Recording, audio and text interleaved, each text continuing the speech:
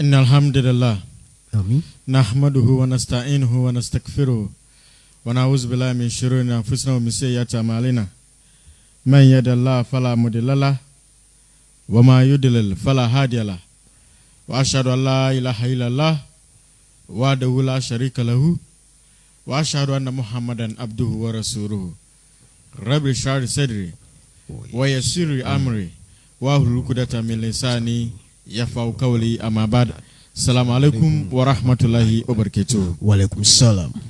Ina no jidefo yedi yankopan so mdwe ncheche obi biara.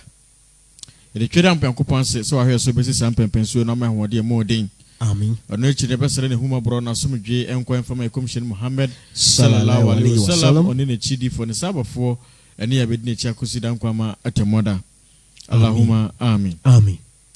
Ende eye edabranda. Nam. Eye da kronkron yankopon hira ayemu ema. Ene de sira de bra ejidefo.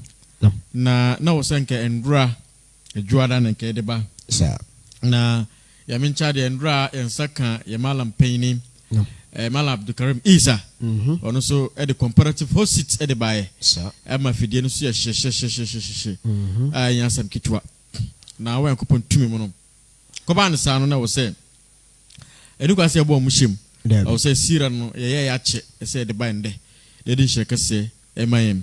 Amen. Na Islam and Prophet Muhammad, peace be upon him.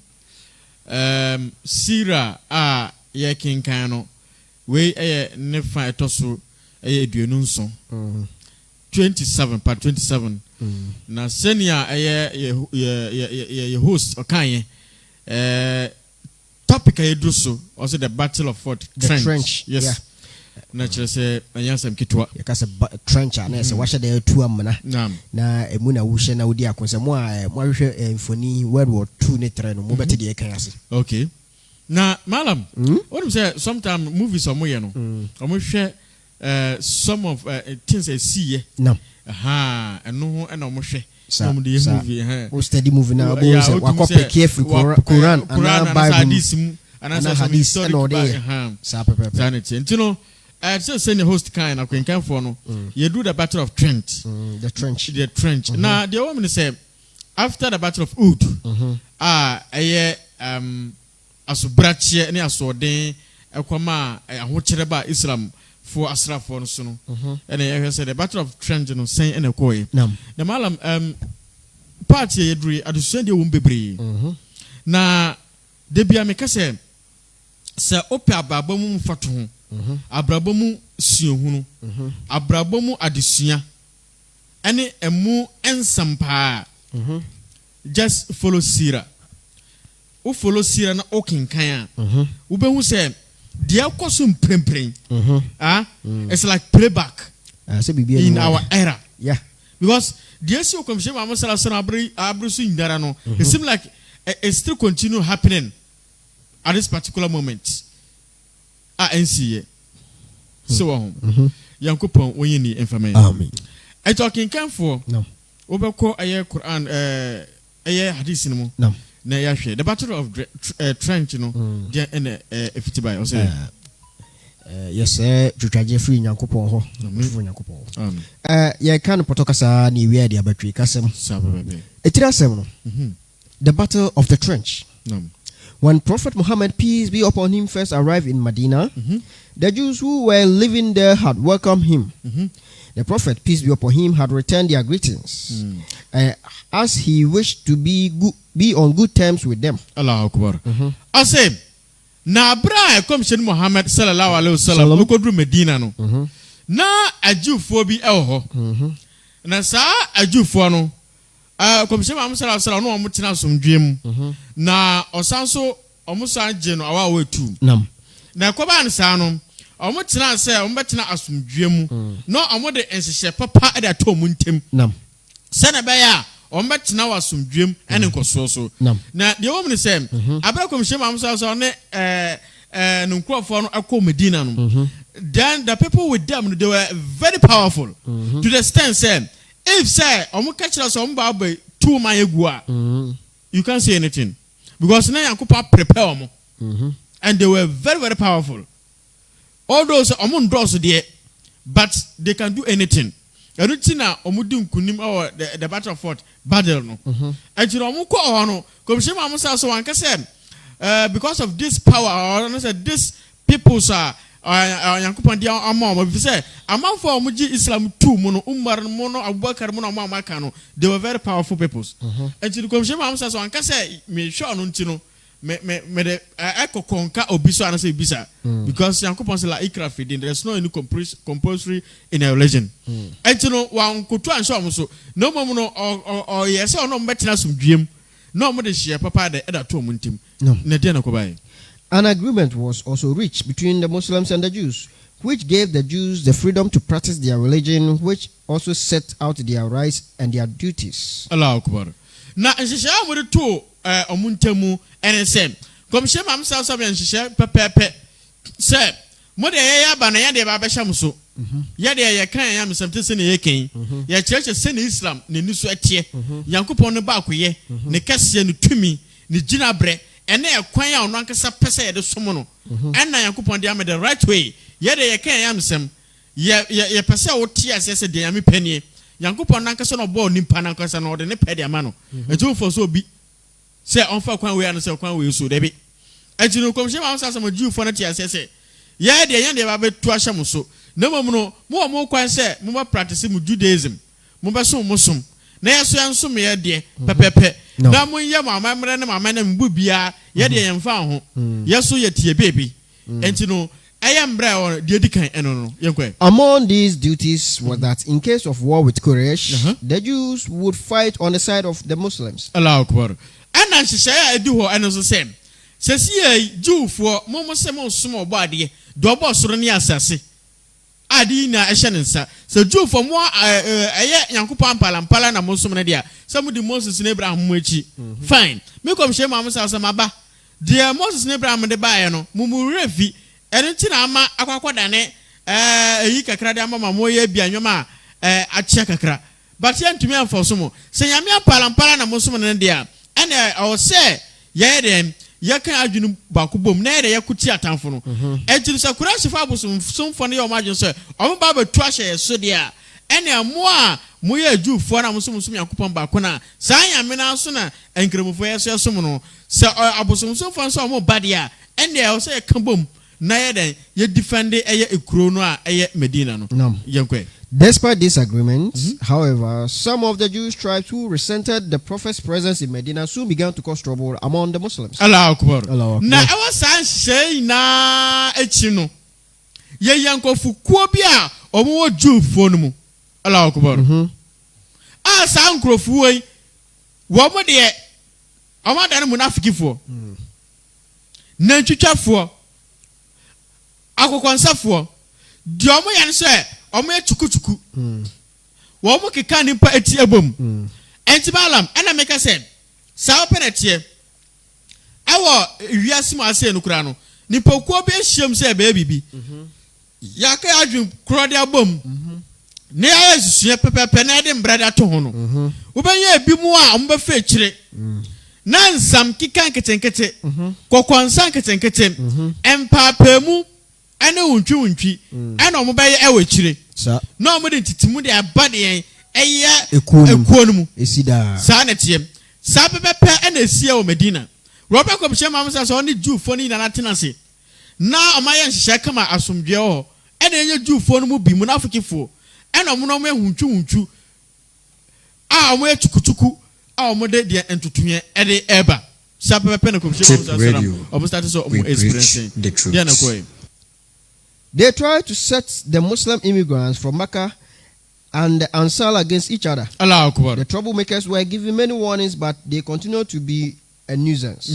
In the end, the Muslims had no choice but to drive them from Medina. Allahu Akbar.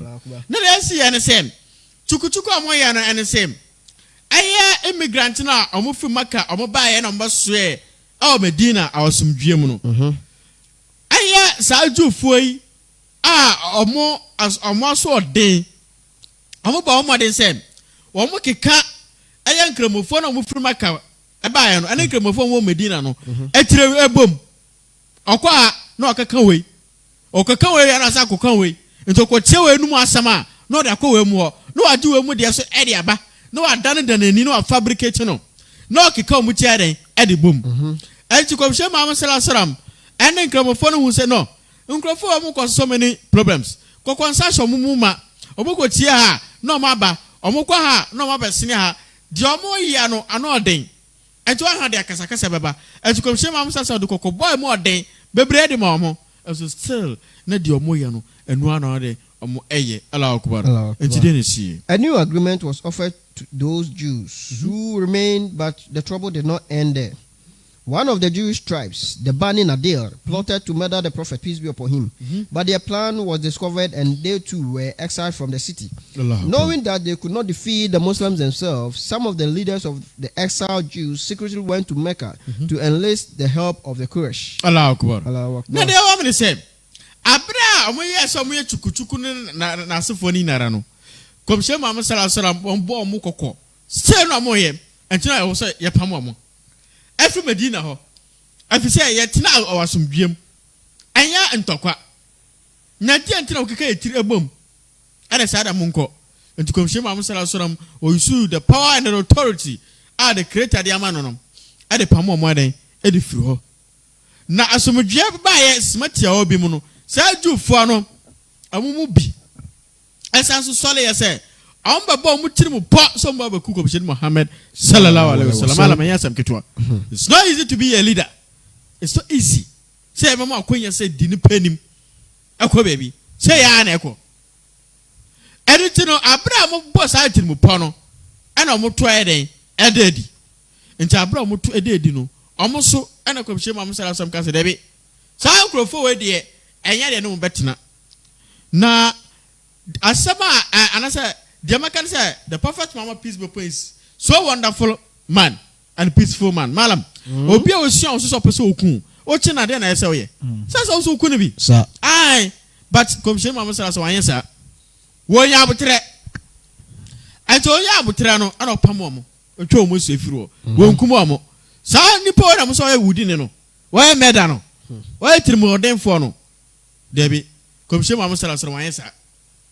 Ento wa yakupon tumi mu no, obo wo modin se oye den wo ma asomdwa den aba. O ma asomdwa den aba ewo sa ekuro no sutu. Opam omo. Se omo ye den enko. Na pam omo malam. Uno bi okuom sa na o se ma left. Ana se me firim. Wo firim. O te achire. Enti no we free me the information be on him.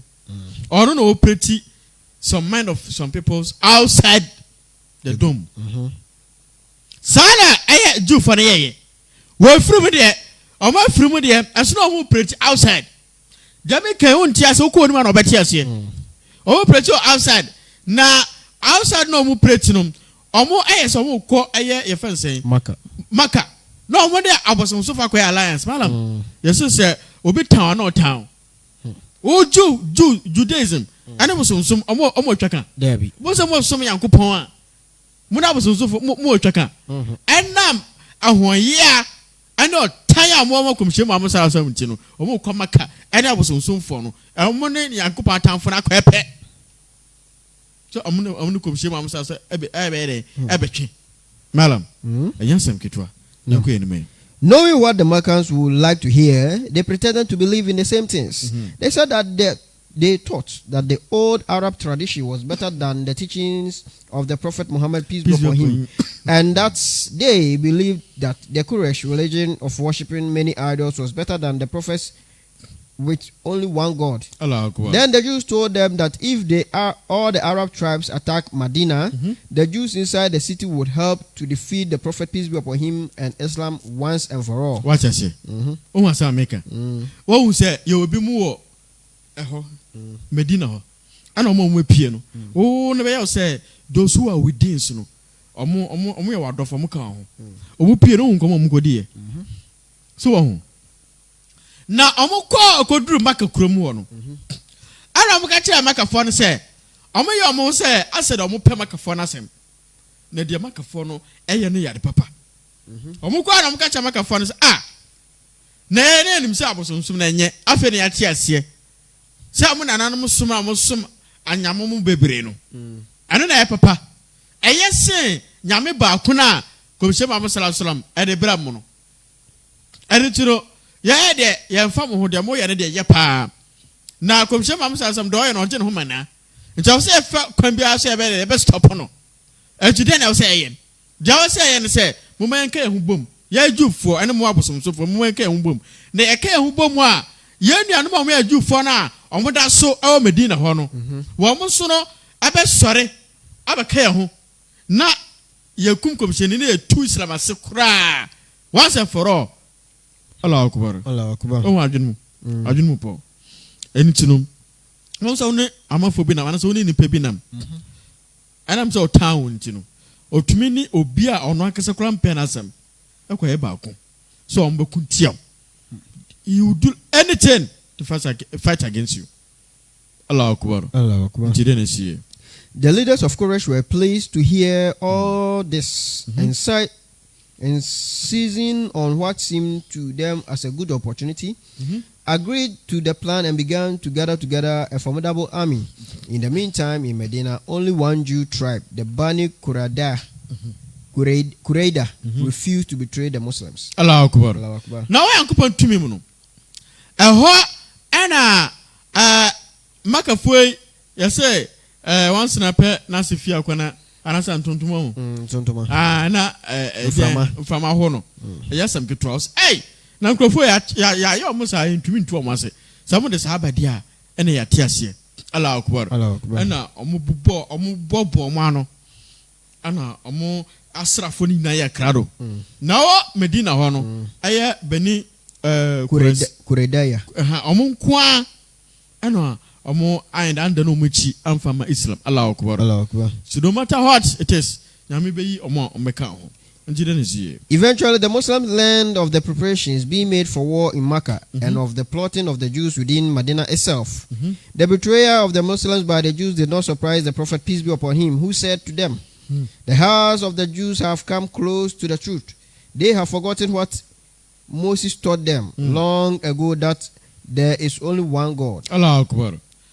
Na dasi ani ano aso komishe Muhammad sallallahu alaihi wasallam kan say Jufo no a omoyi komishe no komishe Muhammad sallallahu alaihi wasallam no wono no eye no wa efise onim say ensam bebrebe a eye efen say Moses ade ba eye o ka kire omo ni ndara no wo ma ato agu na Moses abre so kra won ye ntotroto Moses ba eye a obeka yame ba ko ho ye ehu asem de kire omo no sankofo we omo refi ono ma sorry Adano muchi dia makomshe Muhammad sallallahu alaihi wasallam. Wa bra the same message na dey ediaba.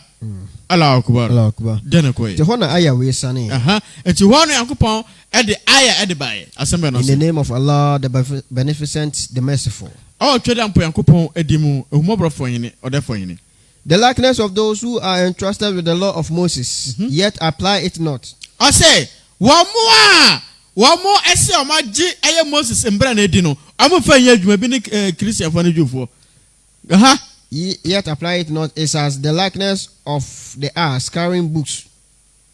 I say amofa nya adwuma ate said den ax ekuma ho efunumu woso uma interest uma bebre enso ondu hu den emfa so anasa no be that kind sanity. Evil is the likeness of the people who deny the revelation of Allah. I said, omo adono mechi edi ama Yakopon samno omo ye de aboniayefo omo ya aboniayefo Allah akbar yakwe. And Allah gathered not the wrongdoing folk. I say Yakopon de wo mo ma job mo bom trimpo se omo ankasa no omo ye enwoma ensem fata Yakopon se nya do be den obati no omo. Colossians chapter 162 verse 5. Busy later Allah. The Muslims wondered how they could defend Medina. Allah akbar. Allah akbar. And Jacoban sano. And Kramafo wo ni nara. And Commission Muhammad sallallahu alaihi wasallam. It was amine doors papa. And you know, now Kramafo no, they were wondering how can we defend Islam? Because they from trouble to trouble, always at war. They say nimpa abrabo. So we know we unity. we were fan we have a show, we were fan of chocolate, we have a chocolate, who call Hanu, we have a say, I then. Then a nipper Jeffrey Nipple. Yanko Pansamba Kunti, Yami Jumanti, Allah Akbar. They heard that Abu Sufyan was coming to attack them with an enormous army, which included many of other Arab tribes as well as Quraysh. Allah Akbar. Allah Akbar. Na Abusa Muyanti asem. Aya Abu Sufyan. Wa bobo asrafo bebre ayen tumi kan mo. Wa bra aya Arab for tribe for so bebre e kan wa omo eba omo attack Nkremofo. Allah Akbar. Allah Akbar. What were they to do with only a single week to prepare? The Prophet, peace be upon him, and his men knew that it would be impossible for them to fight all these tribes. Allah Akbar. The only thing they could do was to stay inside the city and try to defend it as best they could. Allah Akbar. Na come say mama say na Nkremofo ni na hu say, "Hey, ami amu be mu do so papa." Na aka omo na wotwe pe. Asa na wotwe no, e na omo wa. Asa omo bobo mo. Mallam. Mpofri mu no. Wow atamfo no. Yes. However, every angle in order to get you. And you know more from what you did never first so I be. And I'm can say na chese ye tena efie. Na ye bo ekuro no ban. And na be den, e be papa. E dey amen. Now among the people of Medina was a Persian named Salman. Allah Akbar. Allah Akbar. Who had to live in the city sometime before the Prophet's arrival there. As a convert to Christianity, he had traveled to Medina after Christian sages had told him that a prophet would be born in Arabia. On arriving, he was, however, sold into slavery by the merchants with whom he had traveled. Later, he became a Muslim, gained his freedom, and became a member of the Prophet's household. Allah Akbar. Na ya branch bi na friend Salman. I want to say in free Salman. I want to do Salman Khan. Yeah, yes. Ana sa branch no e Christian. Na o yankopon tumi na okro ben so. No, we Persia. Persia. That is today's Iran and Iran, yes. Na wonu no eken ka ho mama ohun se commission bi beba. Sa commission ni ba ye no. Ana hu se no commission Muhammad sallallahu alaihi wasallam. Ento bonu modern ebe commission ema obaji Islam ede etumu obaka eye ebusokuo no. Allahu Akbar. Ento dey na Salma aye. When the people gathered to discuss the plan of action against the approaching army, Salman was present, and it was he who suggested that they should dig a trench around the city. The Prophet, peace be upon him, thought this a good idea. So the Muslims set to work, although it was in the middle of winter. They worked day and night, digging the trench as quickly as possible. The Prophet, peace be upon him, himself carried rocks, and when the men were tired, he gave them the role to carry on. Someone later recalled how beautiful he looked, dressed in a red cloak with dust upon his breast and his dark hair nearly reaching his shoulders. There was little food at this time, and the men were often hungry as they worked. Now I am to me.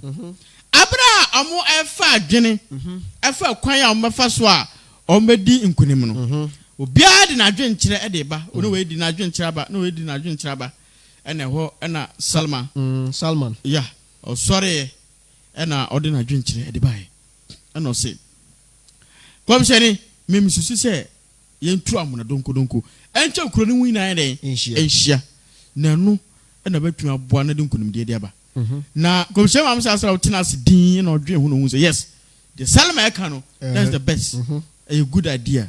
Allah Akbar. Yes enitina adwen toto we hu ye papa nti wo ho na so we leader ana so we panyin bi we adwum panyin we company mu we panyin school mu we leader ekuo mu we leader na say bi say ya obi oda adwen kire baba bi aye papa bia no don't be arrogant e say we den utie se fa no kwamu kwa de se we den ebia yakopon na de fa no so person we den wobo nti ko shema am sala he wasn't a person of arrogance and no Salma de adwen chen by no say yes the other be den eye nti no am funny na twokro no hia e am start so mutu samuna no mutu no ko shema am sala no leading by example one tenase so amonye debe onu so sole ye am onu so mu bi no o de boy e ba no de we ba na kire sem abakosam kire sem Komshe Mama Salam ye Juma na se mu se wo mo a mranche na bra na osom kutupa. What as omo mura ombo mo de so meren omu di dwumadie no. Na chese abakosam sem wo hese ni ana mfutura ye no ho ni tirim na ne boso a ne hwi egu ne ti so tuntuma egu na betiri so kama na yasam kitwa. Allahu akbar. Yes, na so komshe Mama Salam he wasn't an arrogant person. Say it is obi ba ha onim komshe na over there say we na komshe ni. Allahu akbar. They are the true men of God. They are not arrogant. Nam. I don't know what's it. And the so-called men of God. Radio. Nekrem kwa. We share the omoyom who I saw them there. And then I'm saying, I'm saying, be more quiet to me. So I'm going.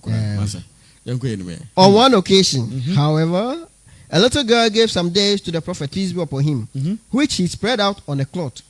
The men were then called to eat, and the days kept increasing in number until everyone had been fed. Even after everyone had eaten their fill, the days continued to increase so that there were no more than the cloth could hold. Allah Akbar. Now the woman say, Abraham Mugusu amudi dwumadie no a omutu amonane na sefo no mo ye na anadwuno ene a day break day and night anadwuno de chie ene mo ye dwuma no because now they have just a few days to complete that trend. 7 days. 7 days. Now akoba ne sa no na akwam ebae na akwam de omo aduane e ho scarce kakra ena abayiwa kitwa bi ede dobi no date egu ntumum ede bae no de bae no wo miracles of prophet Mama peace be upon him musala yesu or the a number ko ene your friends en pa no amana ye bebre o de fidi 1,000 people no komshe am so mo amin unim how many unim how many the battle of battle when am somewhere 3,000 against 10,000 me boa ntino say yesu so fidi 1,000 komshe am so ni amis no after the battle of Uhud no they were more than a fence 3,000. So you see the day to feed more than 3,000 people ma e bi ebu so nti yan kremofo no enya your fence miracles and your faso e de som yame debi no me yame asam no and what is MALLAM be preach the miracle of the prophet man peace be upon him debi o de den komshani wo ma date a multiply bebre am kroma yin bi enyi bi edi enti waka kire me Matthias ye and mam kodie jo in some no de ba ye no say yenye ene de ameka kire nse ye ntwe mfefiri mu ene ye ebe mama enkodie mo so la yesu ye yame adan ya ni sense na oye nti enam so ma dwunu wo fom nti ejo we yankopon tumi mu no akwara no de date ni ba ye no ene komhye ma so obi emu ala so obi ambedi bi na abna omu di date no na eden edoso omu di na edoso omu di na edoso hwani padom bebrebe we omu di date na mo obi ame na omu mpe bi edipo omu mpe duanu bi ediko obi ame still na adada ebusu to the stand say ebusu ma chese ntuma na egusu no kura no chese wo ka say o sande cheche kura yen de emfa yes nti sa date na baka ifrin fa na bai the one he no musudi ye no that's another miracle of prophet Muhammad peace be upon him yakopon we need for me. Similarly, there is the story of the lamp that has come down to us from one who was there. We worked with the apostle at the trench. I had a half-grown lamp, and I thought it would be a good thing to cook for Allah's messenger. I told my wife to grind barley and make some bread for us. I killed the lamb and we roasted it for the prophet, peace be upon him. When night fell, he was about to leave, and he was about to leave, and we wanted him to come on his own. Radio. But when I said this, he sent someone to call all the men to come along. Everyone arrived, and the food was served. He blessed it and invoked the name of Allah over it.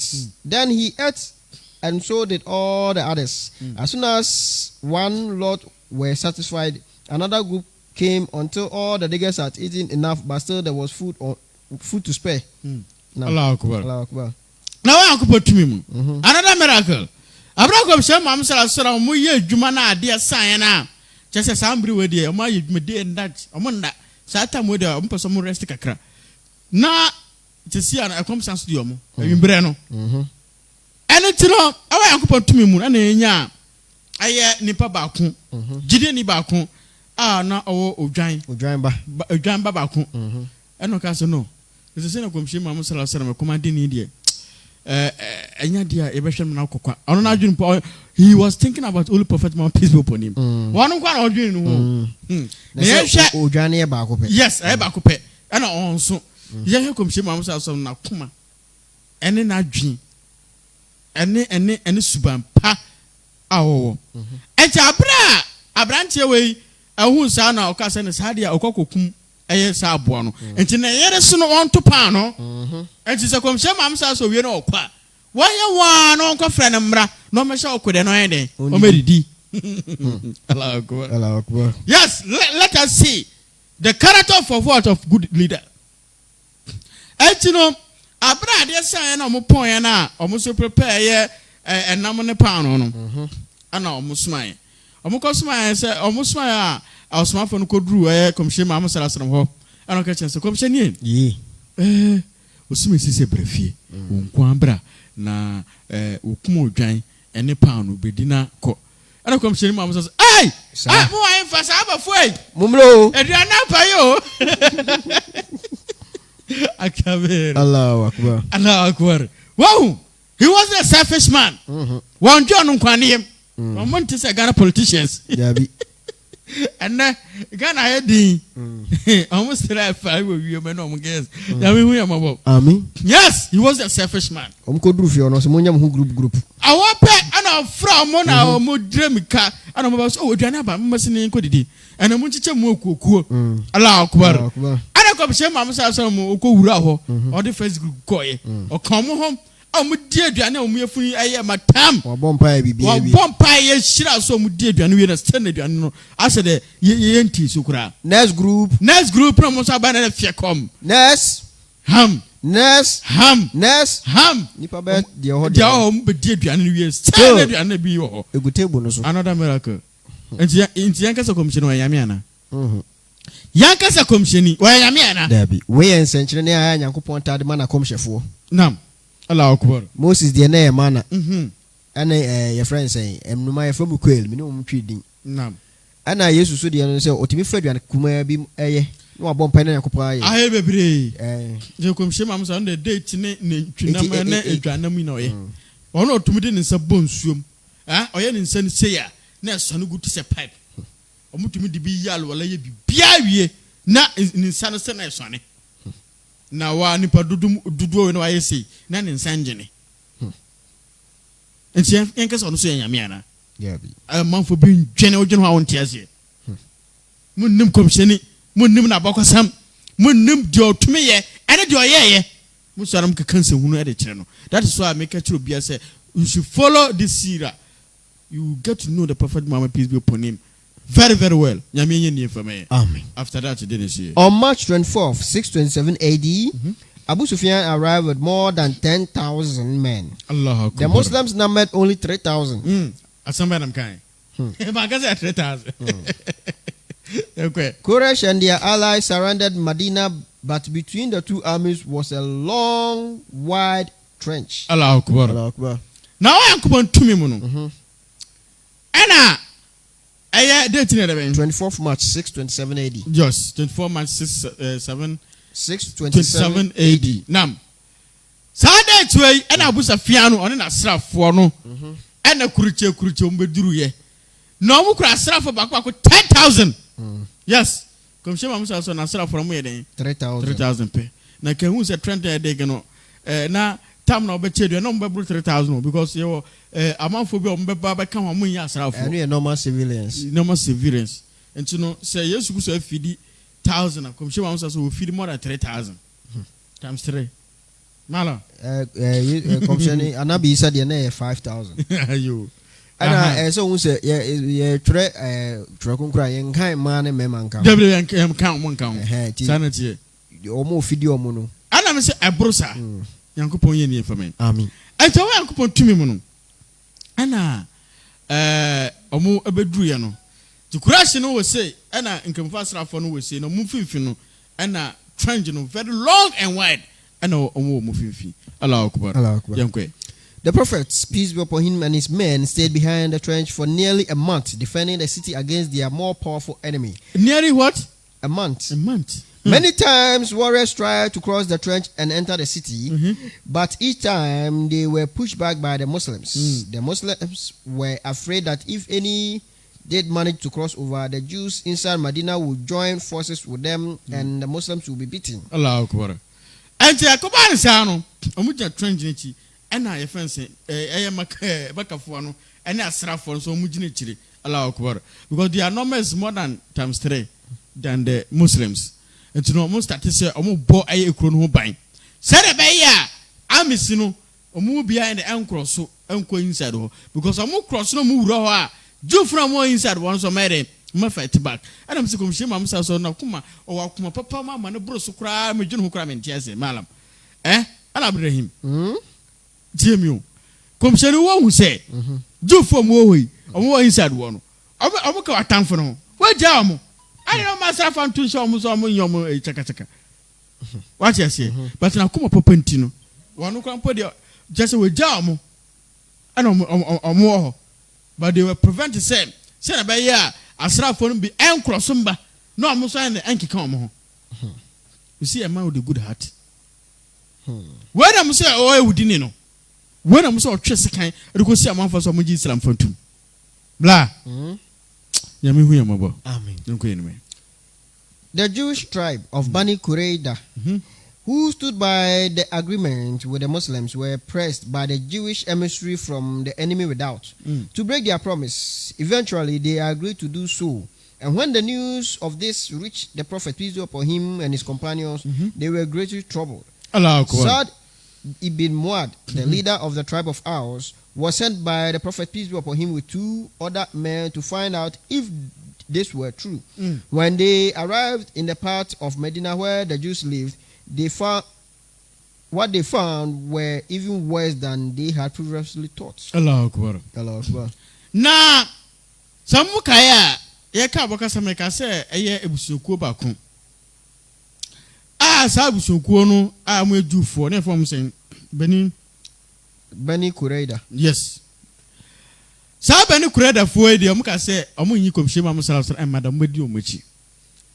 Na ekoban se other tribe no mo kan ni na depression more den e di see say busokuo no so say omo break omo promise no Mallam na wo hwe tribes na aka no wo de say omo say Jew from 12 tribes ana 12 tribes we no tio 12 tribes no we mo ye ka omo asem omo nka 12 tribes akwa say ya menu mienu ni ya wo ne na to find say wo no wakotuko akotene ba bi na wo wasefo eti corona e wo ho no wo asefo ho memi asefo ho mom alaji asefo ho na memi asefo say ye be di concern ni achi e na wo asefo na omo ka kuro no e pressure me e na ya do free ya ni ye nuanom no waja ya chiri e kwa akodi we mo chi de na na ekoso no enye 12 tribes no na che say sa 12 tribes no emu ba ko asefo e na omo twe omo ho sa omo no mka so mbedi komsheni achi sa e na omo maka no so twe omo ho omo twe omo so omo ko de tie komsheni sa e na omo maka no so no ka say wo so ma twe omo dia adenti omo esa sa enti sa dia omo ye den omo nyi komsheni ma there's a trouble in that carbon at the pressure to see start trouble no kwano ana on so say se wan tie de ni nua no mo ka na se Islam fo no di nkugu a ye be ku omu nyina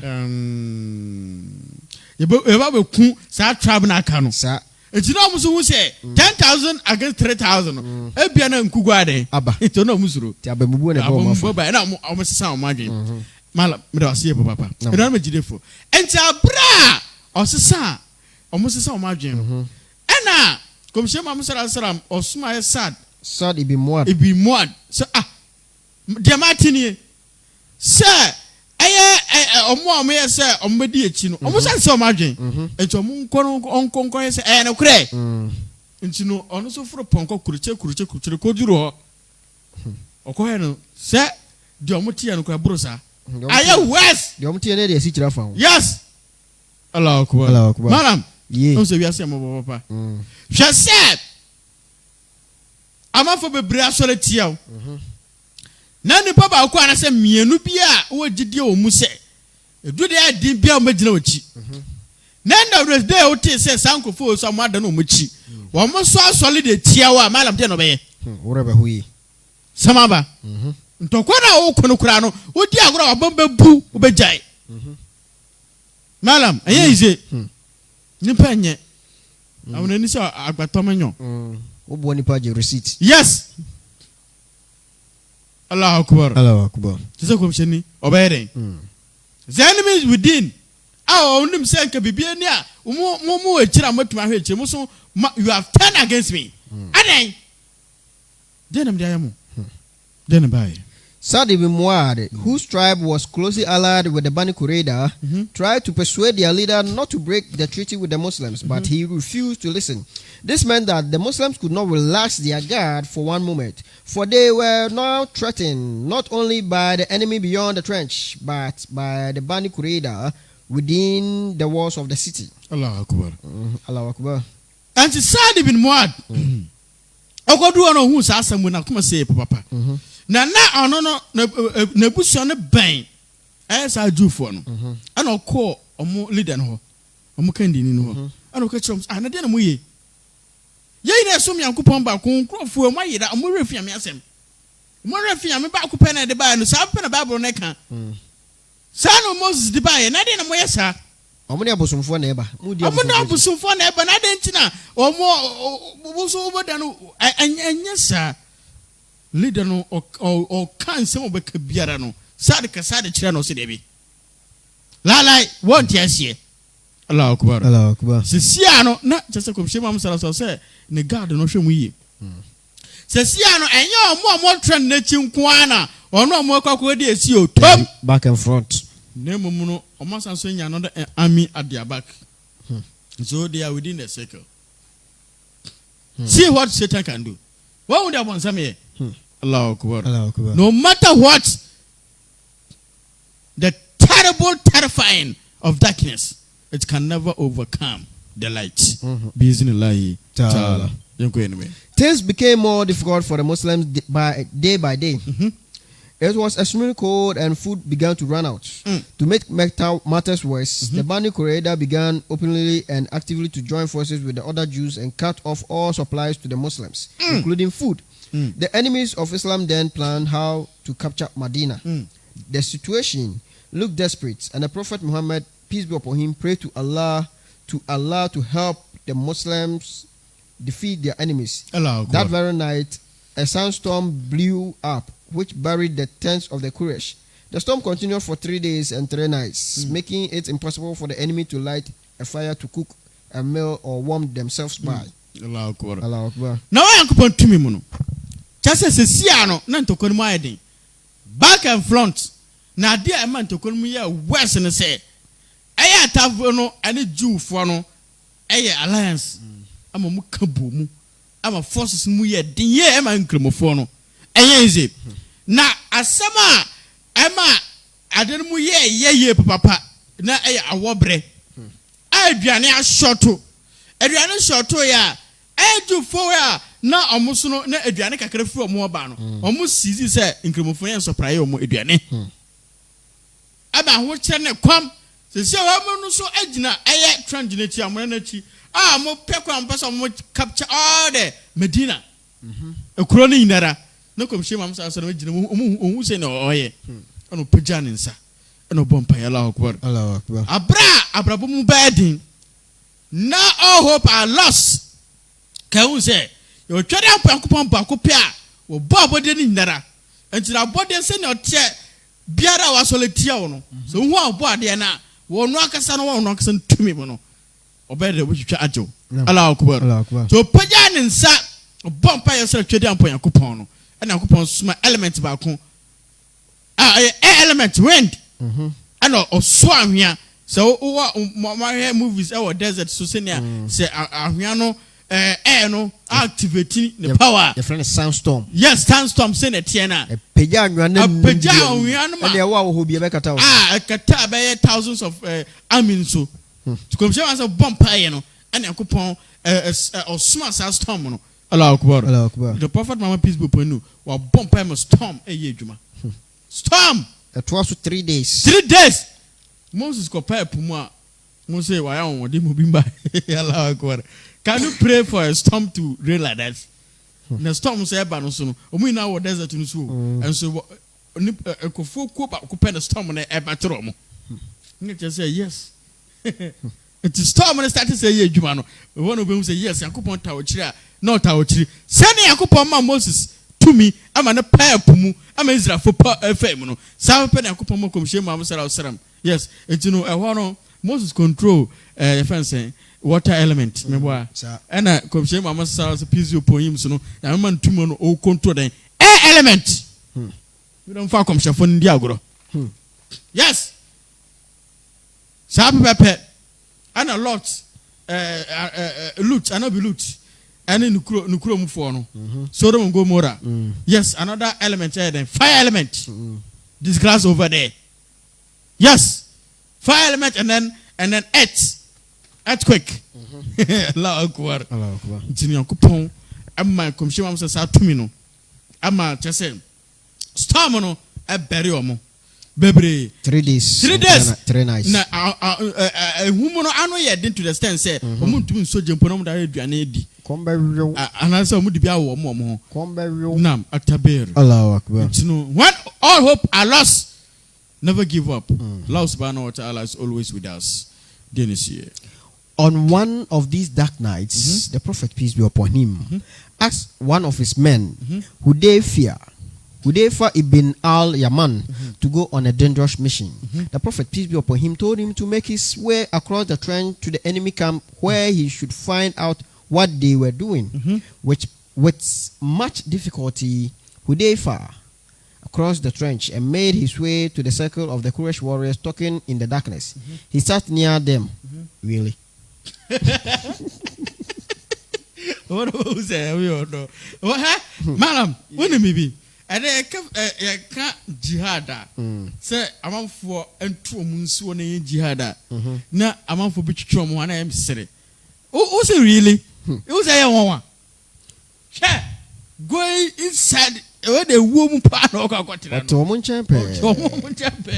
You know, Anas, you made no ordinary.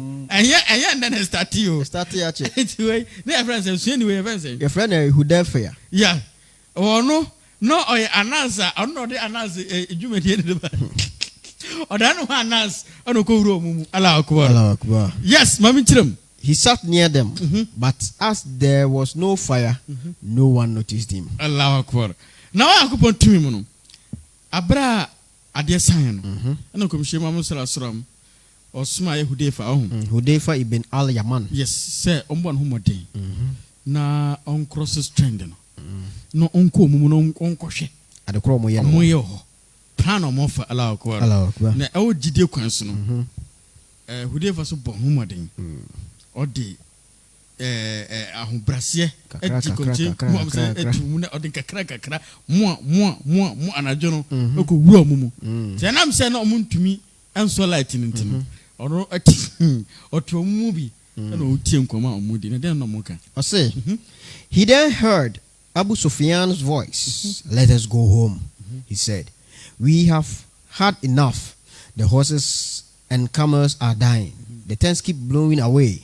Most of the equipment has been lost, and we cannot cook our food. There's no reason to stay. Shortly after hearing this, Hudayfa made his way quickly and quietly back across the trench. And the next morning, the Muslim rejoiced to find that what he had overheard had come true. Quraysh and their allies had gone away. The siege of Medina had ended in a great victory for Islam. But this was not to be the end of the difficulties. For the Archangel Gabriel, the Prophet, peace be upon him, and okay. Tip radio. Yeah, can hear corrections. I'm saying say, for the Archangel Gabriel had come to the Prophet, peace be upon him, and told him that he should punish Bani Qurayda for betraying him and the Muslims. Allah Akbar. Yes.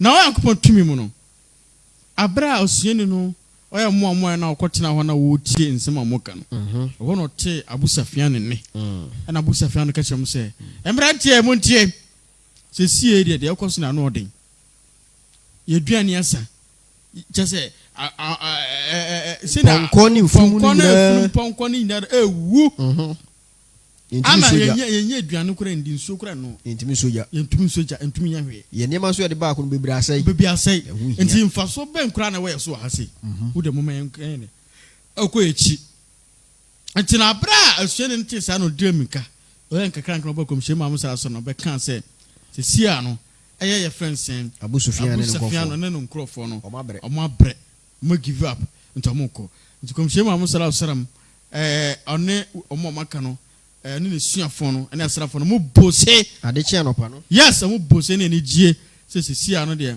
omo ho aden ato omo ama ene jaba na nsi wa wo ene malaika jibril enji gabriel yankopon esuma no se kwaro ka chakom shema amsara salam se aya jufo e beni de kureda fo no a mo de nyambra sam no kom shema amsara salam amma mfo mo ho nche omo on twa mo aso modin Allahu akbar bizina light ala ya bon pass yankopon fasa akonye we so ya tamfo mo kutian aya nya mo ho abotre besi sampempen so we a mo de ye wo mo mabo mo hu nya homabo no ya me ntwa mo suka ya me ntwa mo suka de modin non twa mo aso ze sene yankopon ema malaika jibril abeka chokom shema sallam se won twisa ajufo timo diffoi eden asun bizina lahi ta'ala there's time for everything and you know how we from ni ndara no nyabotre da kanta time be dra me abama na bofo no e da so twen mu odin e de aba watamfo ne so na den e koye.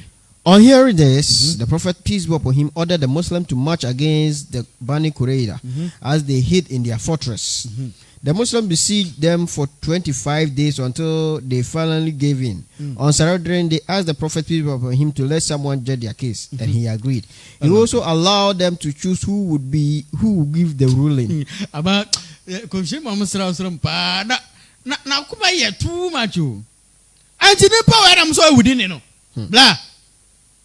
Abra ban sa no kom shema amsala salam ofra asrafo ka said die abofo no abakanie yankopon so abofo abakanie se yemfanye jufo no omuda no machidi man ye no muyiye man no mudi nsenwu no enti omuboma omumode so omutwa maso ye papa enti munka mo onto hye omo so omuto so omo so pimpe ye ize omo so dwana kwahye omo ayim omo abankesim ana do baby no they give up omo ko 25 days yes na chese ntokwa ni nsi na also enkromofo ntumi omo you can never defeat them ana omo ka se ntokwa we de yesram ya pejensa nti wo de ya pe obi a obedi ntemu asem ana ko bishim am say asem ka kire o say wo de mate is more justice person ana ka kire say mate mo amunyi mo nipa mo ankase munyi obi no nipa kwan bedi yes, Allahu Akbar. The man chosen to judge the Bani Qurayza was Sa'd ibn Mu'adh. Ana omuka sana jufo se ana komsheni so so yanka se ntuso a ana wo de yate hip ure ana omo se ana Sa'd ya mama Sa'd ibn Mu'adh aba be dia sam no Allahu Akbar. Very funny. Leader of the house, a tribe which had always protected the Qurayza in the past. Na sa aya Sa'd ibn Mu'adh no oka aya ebusokuo bia from house on a leader ono a leader just omo a protect ejufo no embru be twam kopa nti no omo nim say ene sa de awezo Iradi ankopon yenko enime. Sa'd ibn Mu'adh, who had himself been wounded in the battle, decided that the Jews should be tried by their own holy law, according to which anyone who broke a treaty would be put to death. As a result, all the men of Bani Qurayza were executed, and the women and the children made captive. If the Jews have succeeded in their pact, Islam would have been destroyed. Instead, from that day on, Medina became a city where only Muslims lived. Allahu Akbar. Now I am timi ana mo fuka Sa'd ibn Mu'adh. So see ano wo na pese ejeje mo. Ana Sa'd so no. one for Adrian Jeju. I said, okay. Some of the Moses in Mamma. Mungo for Moses and Branham Fambra. Wow, very justice. Uncle for Moses and Bran by Jew for Moncayen, who be a muno, and the actual name. The actual name. Wow, a Pamanu, Yakosubiano, Yonkun. Yes. Wow, no. Mbrana Jew from Mbranakan. Who no be quite pam. No, say a Pama one and a call. When you know Busso, no, so Busso, no betraying Pana. You must put to death. You must be put to death. Yes. Yonkun. And so there, one. Komsheni ankasa antina san jeje asam no anasa onam san select obi o dabi ana ka kira mo du for an say mo am select obi ma jeje ana mko select sad ana sad so ba ya no wan for na dwan jeje o se mo ankasa ko fa we pray na so ya she we yam ho ada satam no we pira ento ono so on pekasa ana mo ankasa ko fa mo mbra no fa mbra ana bi musa mbra na ye de ma no mo fa mbra and Branca Chom said they have to be killed. Yes, and she had this glassomo. They were all prosecuted. Now executed. Mufanchamin. And I am coupon to me. I am man Colandi, I am Moshe. Your former as what captive. And if it is our terminal, and I Medina Chrono, a better than 100% Islamic States based in Ta'ala. Very soon after peace had been restored to Medina, Saad ibn Muad died of his wounds. It was said that the archangel Gabriel came in the middle of that night and said to Prophet, peace be upon him, O Muhammad, who is this dead man? When he arrived at the doors of heaven, the doors of heaven opened and the throne of Allah shook. The Prophet, peace be upon him, got up as soon as he heard this, but found that Saad was already dead. Although he had been a heavy man, the men who carried his body to the grave found it quite light. They were told that the angels were helping them. When he was buried, the Prophet, peace be upon him, said 3 times, Subhanallah, Subhanallah, Subhanallah, Subhanallah. That is, glory be to Allah, and Allahu Akbar. Allah is the most great. When asked why he did this, he replied, the grave was tight for this good man until Allah eased it for him. This is one of the rewards that Allah gives to martyrs and good Muslims. Allah Akbar. Now I am going to me abra asumdwe eba Medina no anche and sad very sadly say we pray to ofrimu pray we pray no ntino ana ofrimu oyobi na mu odue papa na muntie ana adu kom she mam salam eda satam kro no wo ana adu no no antie say sadu kro wu oda sa na njigebre bae njigebre bae na anu che kom she no say njigebre the revelation ba obae na revelation or information na ba obae no che kom she ai na baba ba ni wana wi obeduru eye ye fensen osoro ahimemu no epono na bie prekope ne yankopon ahimdwa no awoso ni petitru pa no ababeduru nti abofo no kwa na komhye mam sara sorry ana odramika no ohwehwe na wana efrim wana ewu nti ho na mani ba omo nso no he sad na ono the why week we prepare nti omo he no sad no iden we frim Allah akbar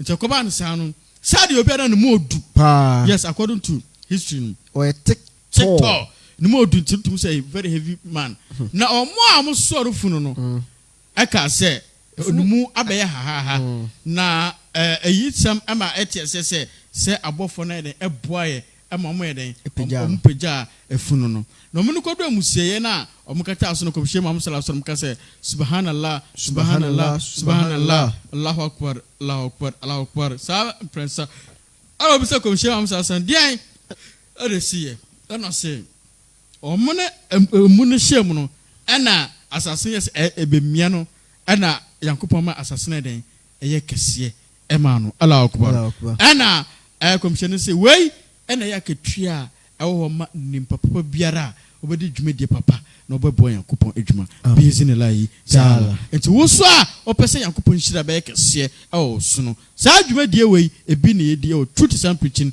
international. Yes, about with hospital. Subscribe to our YouTube channel, Tip TV Islam on YouTube. Follow us on Facebook, Tip TV Islam, and like the page. Remember to share. Go to Google Play Store, upload Tip Radio app, and listen to us. Tip Radio and Tip TV, we preach the truth. Yes, no cross some kwan and can do so. And to do my sad dear jihad. Sata when you are minimum say into Conio, jihad didn't be another screen. The Bessie Hospital. Well, Baba Helba, Nabema so Asha Bema, busy in a lie, Tala. And to Mumma and Bodge Mediano, no French like I say, and for my.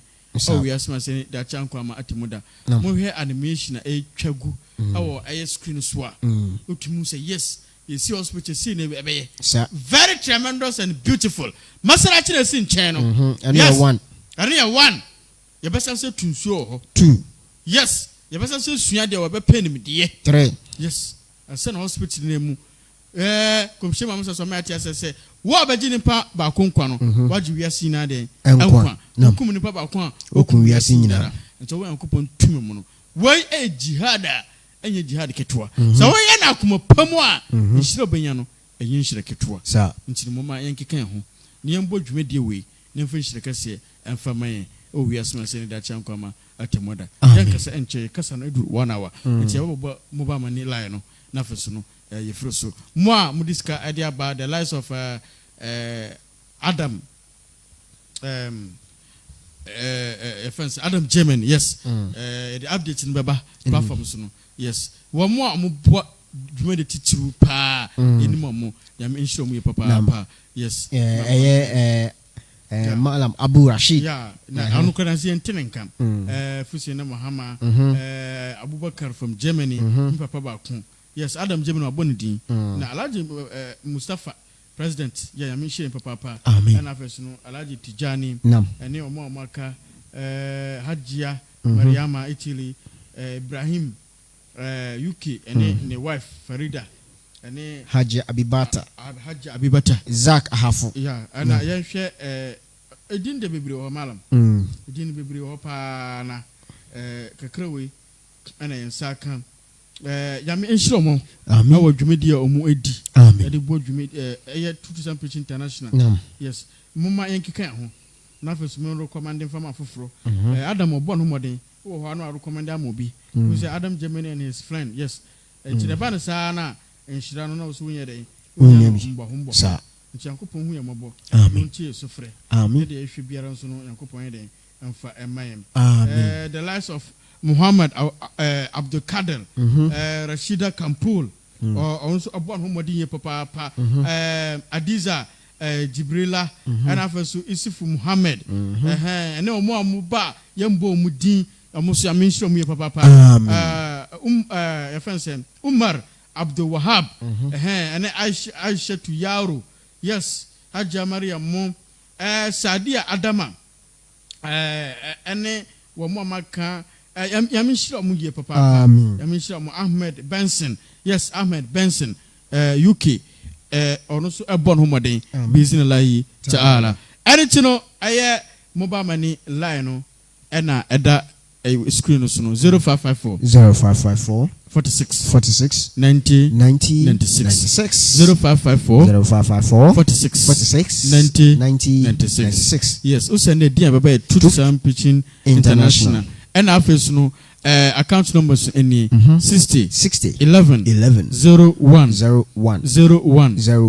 48 56 24 01 bank near ADB Kumasi Edum branch that's a Truth Islamic Preaching International. Swift code in any ADNT GH AC ADNT GH AC. I say any Jumedian Bessino. I am in Pada Wednesday. Wednesday. Comparative hot seat. Islam is in the Bible. Say Yankupon Antonius and Sequine Nessa or Bakwa Maya. Nam Obetienka. بإذن الله تعالى. هذا بلا توفيق. السلام عليكم ورحمة الله وبركاته. السلام عليكم.